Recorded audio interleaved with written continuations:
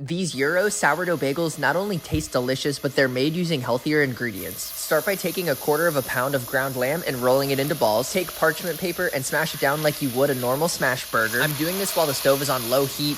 After this, I'll turn it up to medium. Be careful not to burn yourself. Once the patties are flattened, add in your seasoning. I've got garlic salt. I've really been liking this total seasoning, so I'll add this as well. Then I'll flip the patties and season the other side. I'll then cover it with the lid for about 5 minutes just to make sure it gets fully cooked. As the patties are cooking, it's time to get out your feta cheese and your bagels. Slice your bagels in half, place them on the stove, and turn the stove onto low heat. Let them warm up. As they're starting to warm up, sprinkle feta cheese on each side of your bagel. You can add as much or as little feta cheese on there as you would like. I put a pretty good amount on because I'm a big fan of feta cheese, but that's up to you. While you're doing this, make sure you don't forget about your patties. Continue to check them every couple minutes to make sure they get cooked just the way you want them to. When they're fully cooked, take them out, set them to the side, then go back to your bagels and flip them over so that feta cheese starts to melt into the bagel. Now, for whatever reason, I think feta cheese that's a little bit burnt tastes really good, so I left my bagels on for probably 4 to 5 minutes to let them get fairly crispy and kind of burnt.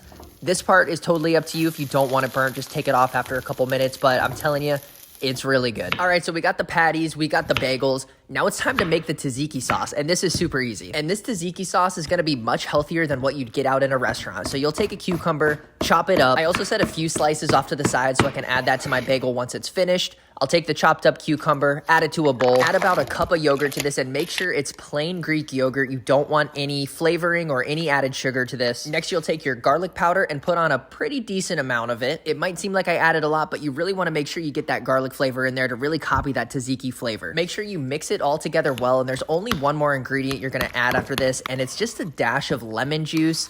Squeeze it in there, and then I'll mix everything together again one last time, and your sauce is ready to go. I would also recommend making your sauce at the beginning and just leaving it in the fridge while everything else is cooking. Now that everything is complete, take your bagel, add your patty, tomato, some cucumbers, scoop on that delicious tzatziki sauce, and you are ready to eat. If you made it to the end of this video, leave a comment and let me know what else you would add to this meal, or if you give it a try, let me know how it turns out as well. If you're new to the channel, make sure you subscribe for more delicious and healthy dinner recipes. The goal is to provide videos that are quick and straight to the point, so I hope you enjoyed. Thanks for watching.